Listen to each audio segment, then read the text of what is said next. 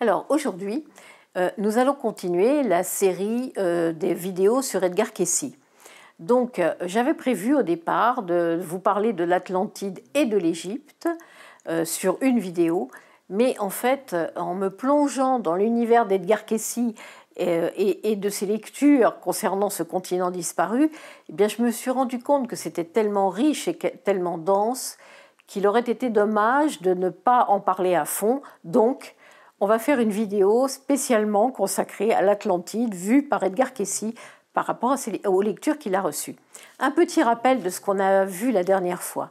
Vous vous rappelez que, en fait, Edgar Cayce recevait des lectures essentiellement par rapport à la santé et qu'un jour, alors qu'il était dans un studio photo, eh bien, M. Lameur, un riche imprimeur, est entré dans ce studio photo où Edgar Cayce travaillait.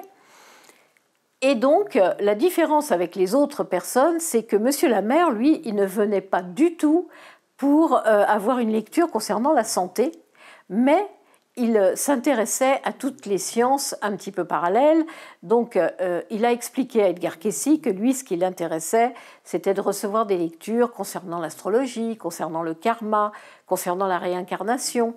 Mais tout ça, Edgar Cayce, il n'était pas du tout au courant. Il n'avait pas cette culture-là. Il n'avait pas beaucoup de connaissances. Il ne s'intéressait pas à ce genre de domaine. Donc, par exemple, il ne connaissait pas du tout les écrits de Platon. Et donc, ça lui a semblé invraisemblable au départ. Et surtout par rapport à la réincarnation, puisque rappelez-vous que Edgar Cayce était complètement adepte de la Bible, lisait la Bible une fois par an, et donc il s'est mis à rechercher si la réincarnation, si on pouvait la trouver dans cette Bible. Bref, après avoir été rassuré par rapport à ces domaines-là, effectivement, il a commencé à recevoir des lectures concernant l'Atlantide. Et en fait, il a reçu 2500 lectures par rapport à l'Atlantide et aux Atlantes. Et 1600 personnes ont reçu des lectures de sa part qui concernaient des vies qu'elles avaient pu avoir au temps de l'Atlantide. Donc, c'était des Atlantes réincarnées. Et c'est ça qui est passionnant, parce qu'au fur et à mesure de toutes ces lectures qu'il a pu recevoir, les 2500 lectures qu'il a pu recevoir, eh bien, il va donner de plus en plus de détails concernant ce continent, ce qui se passait sur l'Atlantide, dans le continent de l'Atlantide. Alors, ce continent, en fait, il était situé entre le golfe du Mexique et la Méditerranée. Et d'ailleurs, il y a encore des traces visibles dans les Pyrénées, au Maroc, au Honduras britannique, au Yucatan, en Amérique. Et les Antilles britanniques et les Bahamas sont une partie des terres émergées de ce continent, surtout vers Birmanie et dans le Gulf Stream. Et d'ailleurs, Edgar Cayce a toujours dit que ça aurait été souhaitable qu'il y ait des études géologiques faites à ces endroits-là et qu'on aurait pu retrouver les traces. Encore beaucoup plus qu'on a pu avoir jusqu'à présent. Alors, on va commencer par le début. L'Atlantide, c'était un continent à zone tempérée. Et en fait, l'histoire de l'Atlantide, elle se situe sur environ plus de 200 000 années légères. Pourquoi on dit années légères ? En fait, Edgar Cayce n'a jamais reçu dans une lecture l'explication, c'est-à-dire la notion du temps, à quoi correspondait une année légère. Mais donc, il est donné que c'est sur plus de 200 000 années. Il y a eu 3 destructions durant le temps, durant ces 200 000 années. Donc, 3 destructions qui se sont faites sur plusieurs... Entre chaque, il y a eu plusieurs milliers d'années qui se sont écoulées. Et en fait, il y avait 3 îles principales. La première, c'était Poséidia. La deuxième, c'était Arian. La troisième, c'était Orgue. Et donc, il faut se rendre compte que ce sont des milliers d'années qui se sont écoulées entre le début de l'Atlantide et maintenant, et le temps présent. Alors en fait, quand l'humain est arrivé sur ce continent, eh bien, il s'est tout de suite divisé, il est apparu en 5 endroits différents. 5 endroits différents, 5 races. La blanche, la brune, la jaune, la noire, et la rouge. Alors les Atlantes, eux, ils faisaient partie de la race rouge. Et en fait, la force des Atlantes, c'est que très vite, ils ont utilisé les forces qui étaient autour d'eux dans la nature, ce qui fait qu'ils se sont développés beaucoup plus rapidement que les 4 autres races. Et donc, c'est un peuple, on dit le peuple poséidien, donc l'Atlantide, hein. Eh bien, ces Atlantes, ils ont eu un développement très évolué. C'était des êtres déjà à un stade très évolué, beaucoup plus que ce qu'on pouvait trouver donc chez les 4 autres races. Alors, une particularité qu'il y avait quand même chez les Atlantes au départ, c'est qu'ils étaient des hermaphrodites. Et que c'est au cours de toutes ces différentes époques de l'Atlantide que la première séparation des sexes a eu lieu. Edgar Cayce décrit bien que certains, il les appelait il les décrit comme des robots mi-hommes, mi-animaux, et qui sont appelés des choses. Ce sont des êtres en fait qui servaient les puissants. Donc ils travaillaient au travail de la maison, des champs, certains étaient artisans. Et en fait, pourquoi ces êtres en étaient arrivés là?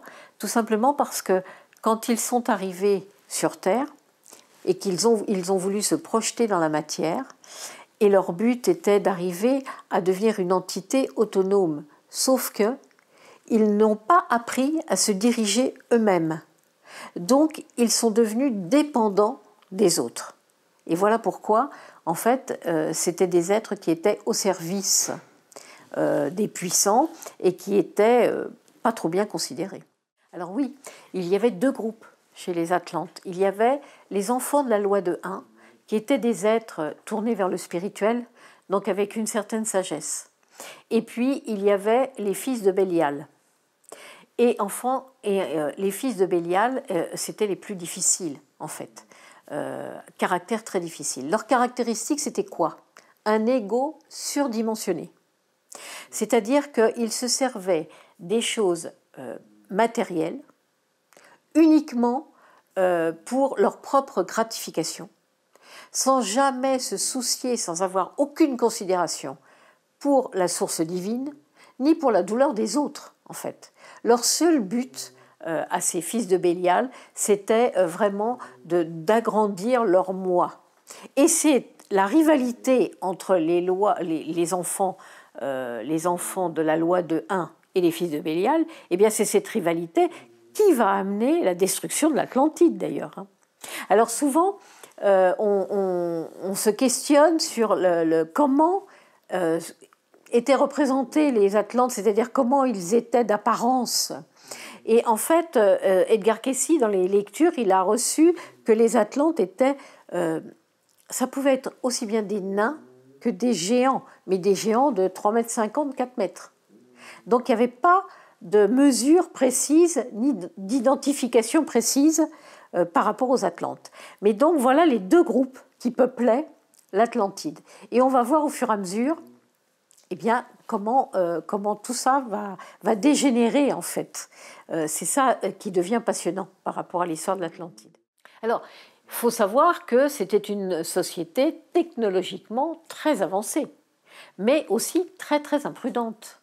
C'est-à-dire que, eh bien, ils dirigeaient certaines forces, notamment les rayons solaires amplifiés par le cristal.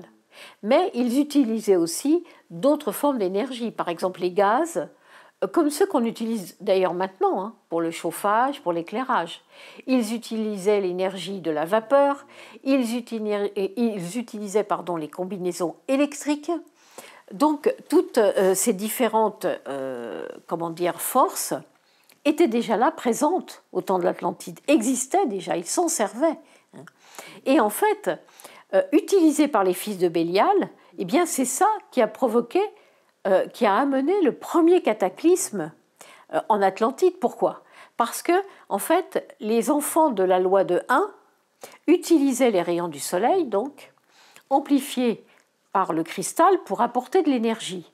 Sauf que les fils de Bélial ont repris ça, s'en sont servis, Mais eux l'ont fait d'une manière tellement forte qu'en fait, ils ont provoqué comme une éruption volcanique. Et c'est là, donc, où il y a eu la première explosion en Atlantide. Et du coup, eh bien, l'Atlantide s'est séparée en plusieurs îles, dont la principale, c'est Poséidia quand même. Alors par exemple, à Poséidia, il y avait un responsable qui s'occupait du stockage des énergies motrices, donc qui provenaient des cristaux, ceci afin d'alimenter par exemple les activités comme le téléguidage des bateaux sur les mers, mais aussi dans les airs, ainsi que des commodités telles que la télévision ou l'enregistrement des voix. Oui, oui, vous avez bien entendu. C'est-à-dire qu'en Atlantide, il y avait déjà des bateaux qui allaient sur la mer, mais il y avait aussi des engins qui allaient dans les airs. On va en reparler plus tard. Et Edgar Cayce précise bien et donne bien les mots exacts dans les lectures de l'enregistrement des voix, c'est-à-dire un magnétophone, et d'une télévision. Il emploie bien le terme télévision, alors qu'à cette époque-là, ça n'existait pas. À l'époque où Edgar Cayce a reçu les lectures, ça n'existait pas. Donc c'est ça qui est extraordinaire, c'est de voir qu'en fait, quand on réfléchit bien, on se rend compte qu'on n'a rien inventé, mais qu'on a rouvert une mémoire. C'est ça qui est fabuleux. Cayce parle également de l'atome. Et dans une autre lecture, il parle et de l'atome et du rayon de la mort, c'est-à-dire le laser. Mais il parle aussi des énergies électriques qui servaient aux engins pour les déplacer d'un endroit à un autre. Il parle aussi de la photographie à distance et également des inscriptions, de la lecture d'inscriptions à travers les murs, même à distance. Vous voyez que, par exemple, là actuellement, on est en train de parler qu'on peut arriver à sonder, on va parler de l'Égypte, on peut arriver à sonder à travers les murs des pyramides, vous voyez, pour arriver à voir ce qu'il y a derrière, s'il y a des tombeaux ou quoi. Eh bien, rendez-vous compte qu'il y a 200 000 ans en arrière, les Atlantes, eux, savaient déjà le faire. C'est fantastique. Quand on y pense, on se dit, voilà, eux, ils avaient déjà toute cette connaissance, cette haute technologie à cette époque-là. Et ils avaient aussi le moyen, des techniques pour échapper à la pesanteur. Ça aussi, ils savaient le faire. Des spécialistes étaient initiés pour diriger l'énergie produite par le rayonnement. Alors, rayon invisible à l'œil nu, mais qui permettait de propulser un avion dans les airs ou d'aider un véhicule de tourisme, de diriger un véhicule de tourisme près du sol, et il y avait aussi des véhicules qui allaient sur l'eau ou sous l'eau. Donc, eh bien, toutes ces énergies étaient tellement importantes qu'elles pouvaient aussi être produites pour distribuer pour tout le pays, que ce soit dans des régions de ville ou de campagne.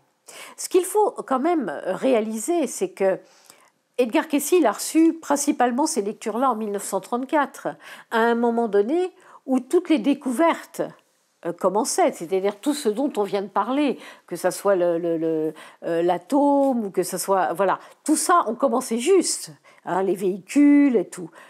C'était le départ, le début. Et en fait, pour beaucoup de ces inventions, eh bien, Edgar Cayce n'en avait pas du tout connaissance à l'état conscient. En fait, chez les fils du Bélial, le matériel étouffait le spirituel parce qu'ils étaient devenus des super consommateurs. Et d'ailleurs, Edgar Cayce insiste sur le fait qu'aujourd'hui, nous rencontrons le même dilemme que nous allons devoir affronter, c'est-à-dire ou rester des super consommateurs ou se reconnecter au spirituel. Mais pour en revenir à l'Atlantide, eh bien, quand les enfants de la loi 1 réalisèrent que leur Poséidia allait être désintégrée par les comportements des fils du Bélial, eh bien, ils émigrèrent. Et ils émigrèrent vers plusieurs pays, dont l'Égypte, le Pays basque, l'Amérique centrale. Alors Edgar Cayce, en 1929, lors d'une lecture, il dira que d'ici une centaine d'années, après une série de tremblements de terre, eh bien, des îles s'élèveront hors de l'océan, dans la région des Açores, et des ruines de l'Atlantide eh bien, vont émerger, seront découvertes et explorées. Et ce sera Poséidia qui ressortira en premier, en fait. Alors, entre 1939 et 1940, Edgar Cayce dira, dans une lecture très détaillée, que des restes de l'Atlantide seront découverts entre 68 et 69 aux Bahamas, devant les côtes des îles de Birmanie. En septembre 68, eh bien, des blocs de pierre sont découverts, alignés sur 800 mètres au nord de Birmanie. Il y a l'historien David Zink qui va partir sur les lieux et qui, après plusieurs plongées sous-marines, dira que de toute façon, ces blocs de pierre alignés n'ont pu être mis là que par des mains d'hommes, que par l'homme. Et deux archéologues, qui vont aussi partir sur les lieux, affirment, eux, à cette époque-là, que ces pierres proviennent d'une civilisation disparue. Alors Edgar Cayce dira aussi que dans le futur, donc à son époque déjà, mais aussi maintenant, il y aura une arrivée massive d'âmes atlantes pour en fait apporter une convergence d'énergie dans les activités terrestres.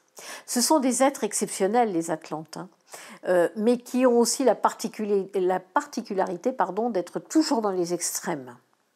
Et en fait, eh bien, par la force qu'ils ont, soit parce qu'ils sont réincarnés, soit par la force qu'ils peuvent faire passer dans les hommes, par la force mentale qu'ils peuvent arriver à faire passer chez les hommes actuellement, eh bien, ils sont encore capables d'influencer les nations.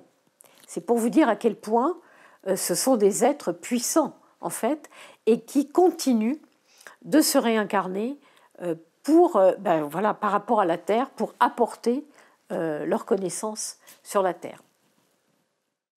Alors en conclusion, qu'est-ce qu'on peut dire? Que c'est absolument exceptionnel, toutes ces lectures qu'Edgar Cayce a pu recevoir par rapport à l'Atlantide, que bien sûr je n'ai pas pu vous parler de tout parce que c'est tellement conséquent, mais à la fin des vidéos je vous donnerai exactement les livres où vous pourrez trouver tous les renseignements supplémentaires par rapport à l'Atlantide, par rapport à l'Égypte, par rapport aux prophéties.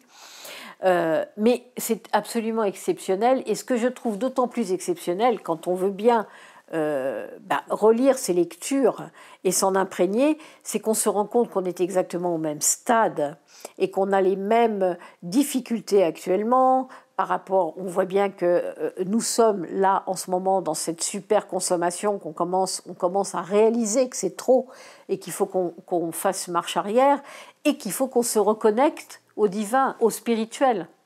Et donc, c'est extrêmement intéressant de voir les similitudes qu'il y a entre ce continent disparu d'Atlantide et nous maintenant.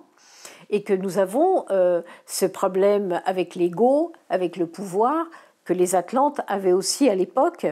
Et donc, c'est à nous de comprendre, je dirais que en parler, c'est extrêmement important de parler de toutes ces lectures d'Edgar Cayce parce que ça peut nous permettre de comprendre le virage que nous devons prendre, c'est-à-dire de nous orienter vraiment vers un monde beaucoup plus spirituel que celui qui est actuellement, de sortir de ce pouvoir, de cet ego, de ce matériel pour aller vers quelque chose, vers l'entraide, vers les autres, vers le spirituel. Voilà, je pense que c'est pour ça que c'était vraiment capital d'avoir une vidéo consacrée uniquement à l'Atlantide et aux lectures d'Edgar Cayce, parce que c'est toute la vérité là qu'on peut vivre actuellement, qu'on peut retrouver dans ces lectures. À bientôt.